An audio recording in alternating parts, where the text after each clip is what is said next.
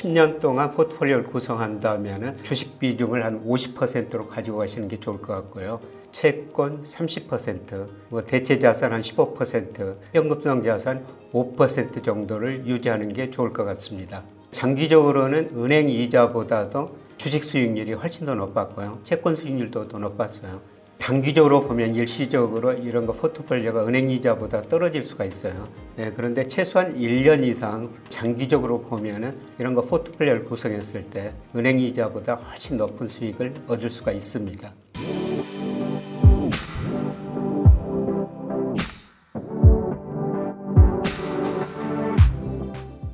여러분 안녕하십니까, 김영희입니다.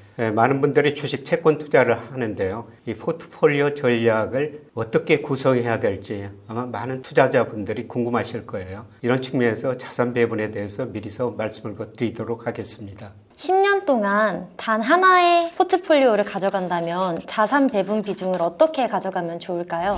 주가는 장기적으로 오릅니다. 가장 수익률이 높죠. 그래서 10년 동안 포트폴리오를 구성한다면 주식 비중을 한 50%로 가지고 가시는 게 좋을 것 같고요. 채권 30%, 대체 자산 한 15%, 현금성 자산 5% 정도를 유지하는 게 좋을 것 같습니다. 그러면 주식 중에서도 국내 주식이 있고 해외 주식이 있잖아요. 채권도 마찬가지로 국내 채권이 있고 해외 채권이 있는데 그 비중은 어떻게 가져가시는지 궁금합니다. 우선 주식 비중을 제가 50% 정도 유지하자 이런 말씀을 드렸습니다만은 그거는 좀 국면에 따라 다릅니다. 달러 인덱스가 오를 때는 미국 주식 비중을 한 60% 하시는 게 좋을 것 같고요. 그런데 달러 인덱스가 하락할 때는 우리 주식 비중 혹은 이머징 마켓 주식 비중을 한 60% 정도로 가지고 가시는 게 좋을 것 같습니다. 그리고 채권 투자는 해외 투자, 미국 투자할 때는 특히 환율이라는 요소를 고려해야 돼요. 그런데 장기적으로는 우리 잠재 성장률이 미국보다 더 낮아지고 우리 물가 상승률이 미국보다 더 낮아집니다.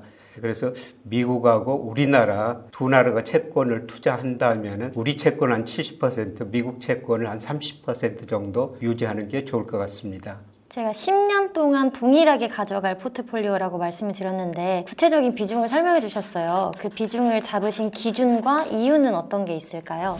장기적으로 보면은 물가 상승률보다 모든 자산 가격 수익률이 더 높아요. 그러나 그 자산 중에서도 주식 수익률이 채권 수익률보다 장기적으로 보면은 두세 배 정도 높습니다. 이러한 의미에서 장기 투자는 주식 비중을 많이 가지고 계시는 게 좋을 것 같고요. 장기적으로 보면은 채권 수익률도 물가 상승률보다는 높습니다. 그리고 대체 자산, 대표적으로 금이죠. 물론 금은 이자도 배당도 없습니다만은 장기적으로 가격은 물가 상승률보다 높아요. 그러나 장기적으로 배당도 주고 그게 그 주식입니다. 그래서 아주 장기 투자하신다면 주식 비중을 50% 정도 유지하시는 게 좋을 것 같습니다. 그러면 장기적으로 봤을 때는 결국 주식이 수익률이 제일 높은데 그럼에도 불구하고 채권이나 안전자산 현금으로 포트폴리오를 추가적으로 구성하신 이유가 있을까요? 주가는 장기적으로 상승하지만은 경기 사이클에 따라 가지고 주가가 중간중간 조정을 거칩니다. 그래서 이런 국면에서는 그 주식 비중을 줄여야 되죠. 제가 경기를 판단할 때 주로 선행지수를 보는데요.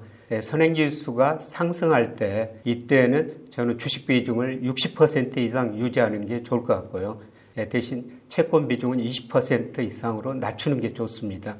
그러나 경기가 수축 국면에 접어들 때, 즉 선행지수가 하락할 때는 주식 비중을 30% 안팎으로 낮추고요. 채권 비중을 40 내지 50% 그리고 현금성 자산도 상당 부분 유지하는 게 좋습니다. 우리 가계 금융자산 배분을 보면요. 현재 현금 및 예금이 약 44%, 채권은 3%, 주식은 한 24% 정도 되고 있습니다. 그러나 장기적으로 주가가 오르고 우리 잠재 성장률이 장기적으로 하락한다, 금리가 떨어질 것이다 이런 걸 고려하면 은행예금 비중, 현금 비중 이거 44%는 너무 높습니다. 그래서 제가 늘 강조합니다만 현금 및 예금 비중 44%를 많이 줄이고 채권하고 주식 비중을 늘리셔야 된다는 겁니다. 물론 그거는 경기 순환 국면에 따라 가지고 비중은 적절하게 조절하셔야 합니다. 지금같이 국내 증시가 가파르게 오르거나 혹은 미국 주식이 가파르게 오를 때 교수님만의 감정 컨트롤 방법이라든지 어떤 마인드 컨트롤이라든지 마음을 다잡으시는 방식이 있으신지 궁금합니다. 저는 저 나름대로 기준을 설정합니다. 그래서 우리 꼭 코스피를 평가할 때 장기적으로는 명목 GDP 가지고 평가하고요. 그 다음에 월별로는 M2 강의 통화, 그 다음에 일평균 수출 금액. 여기서 지나치게 2로 가대평가되면 주식 비중을 줄이죠. 그리고 지나치게 또 밑으로 가소평가되면 주식 비중을 늘리게 됩니다. 주식 비중 줄일 때 채권 비중 늘리고 주식 비중 올릴 때는 당연히 채권 비중 줄이게 되는 거죠. 그래서 제가 여러분한테 말씀드리고 싶은 거는 여러분 나름대로 기준이 있어야 된다는 겁니다. 기준이 없으면은 또 이거 포모 현상이라고 그러죠. 주가가 지나치게 가열될 때 주식 투자를 하게 되고요. 주가가 지나치게 저평가됐는데 이때는 어두운 전망들이 많이 나옵니다. 이때 오히려 그 주식 비중을 줄일 수가 있어요. 그래서 여러분 나름대로 기준이 있으면은 시장에 휩쓸리지는 않고 지나치게 주가가 높을 때 주식을 사지 않고 주가가 지나치게 저평가될 때 주식을 팔지 않는 이런 심리를 얻을 수가 있을 것 같습니다. 그래서 여러분 나름대로 기준을 설정하는 게 정말 중요한 것 같습니다. 분산 투자를 한다는 게 조금 더 보수적으로 투자를 하는 방식 중에 하나인 거잖아요. 근데 그렇게 포트폴리오를 안전하게 구성해도 은행보다 더 높은 수익률을 기대할 수 있을까요? 그거는 기간 문제죠. 장기적으로는 은행 이자보다도 주식 수익률이 훨씬 더 높았고요. 채권 수익률도 더 높았어요. 심지어는 아파트 가격도 은행 이자보다는 높습니다. 단기적으로 보면 일시적으로 이런 거 포트폴리오가 은행 이자보다 떨어질 수가 있어요. 그런데 최소한 1년 이상 장기적으로 보면은 이런 거 포트폴리오를 구성했을 때 은행 이자보다 훨씬 높은 수익을 얻을 수가 있습니다. 제가 포트폴리오를 구성하는 방법 좀 말씀드렸습니다. 이거는 장기, 단기에 따라 다른데요. 장기적으로는 주가가 제일 수익률이 높습니다. 그래서 장기적으로는 주식 비중을 높이 가져가시는 게 좋을 것 같고요. 그러나 장기적으로는 GDP가 성장하지만 늘 사이클이 있어요.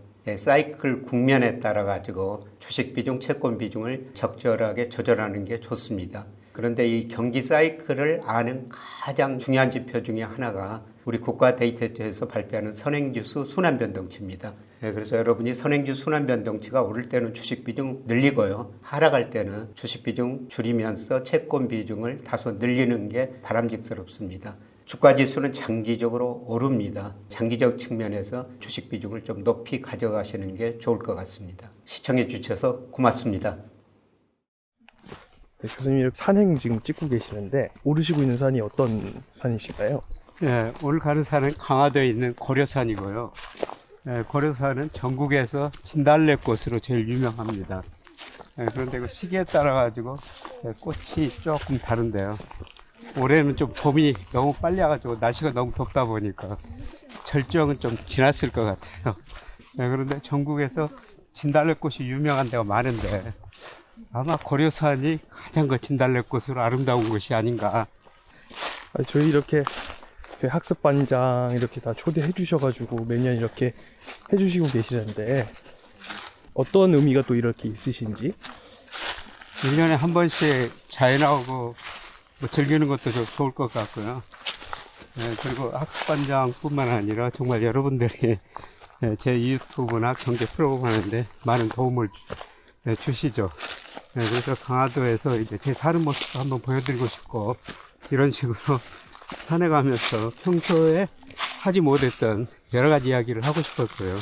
그리고 강화도 하면은 여러 맛집도 있는데 강화도 하면 또 장어집이거든요. 오늘 장어 먹어보셨죠? 괜찮죠? 맛있습니다. 그래서 음식도 같이 먹고 산행도 같이 하면서 일만으로 서로 이야기를 나눴는데 이런 분위기에서는 사적인 이야기도 많이 나눌 수가 있거든요. 그런 의미에서 매년 한 번씩 이렇게 초대하고 있습니다. 이렇게 실제로 제가 와보니까 교수님처럼 매일매일 하루 이렇게 바쁘게 사시는 분들이 오시면 걱정 없이 이렇게 저수지도 앞에 바라보시고 하시면서 좋을 것 같은데 교수님도 걱정이 좀 사라지시나요? 강화도만 오면은 정말 마음이 편해지죠. 그리고 이제 5월부터는 일이 정말 많거든요. 일하고 땀 흘리고 샤워하고 제 2층에 다락방이 작은 게 하나 있습니다만은 거기서 창문 밖으로 저수지 같은 거 이런 거 보고 음악 틀어놓으면은 그때가 인생에서 제일 행복한 것 같아요.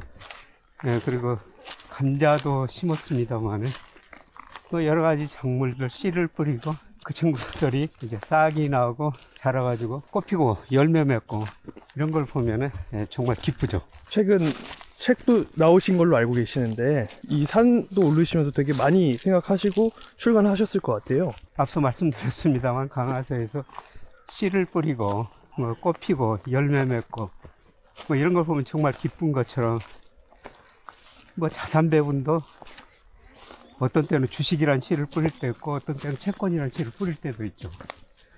예, 그리고 거둘 때 거두지 않으면은 그 씨앗이 썩어버리거든요. 자산 배분도 마찬가지인 것 같아요. 그래서 시작할 때 있고 수익을 거둘 때가 있는 것이죠. 예, 그런 거를 강화도에서 많이 배우게 됩니다. 유튜브 찍으러 왔어요? 예. 같이 이렇게 아 경제만 하시는 줄 알았더니 이런 거 하시네. 등산도 하시고 하셔가지고 아 유튜브 촬영해주고 근데 그 나오는 거보다 더 젊어. 진달래. 아, 이렇게 찍어야 되는구나. 조금 절정은 지났어도 아직도 너무 이뻐요. 교수님 지금 거의 이제 고려산 정상에 다 왔는데 체력은 어떻게 또 괜찮은 것 같습니까? 저야 저 어렸을 때부터 시골에서 일하고 그리고 또 마라톤도 풀코스 달려보고 체력은 좋습니다. 그럼 고려산을 제외하고 인상 깊게 남았던 다른 산이 있을까요? 저는 북한산을 제일 좋아했었어요. 회사 다닐 때는 거의 매주 갔었어요. 교수님 학습반장들 체력은 어떤 것 같은가요? 학습한단들 체력 다 좋으네요. 좋아요? 저희 나고자가 몇 명 있었는데요? 여기서 쭉 가다 보면은 적벽사라는 절이 있거든요. 네.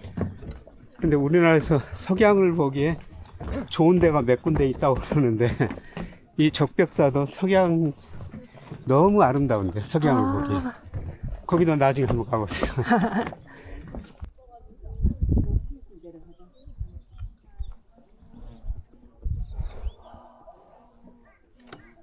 안 올라왔나? 아까 저 멀리 저기 있네. 교수님 저희는 아이스크림만 기다리고 온 건데 아이고 저 아이스크림 사주려고 그랬더니 아이스크림 장사가 없네. 아, 재작년에 있었거든. 저기 저 이제 조금만 내려가면은 백년사라는 아름다운 절이 있어요. 거기 가서 시원한 대추차 사줄게.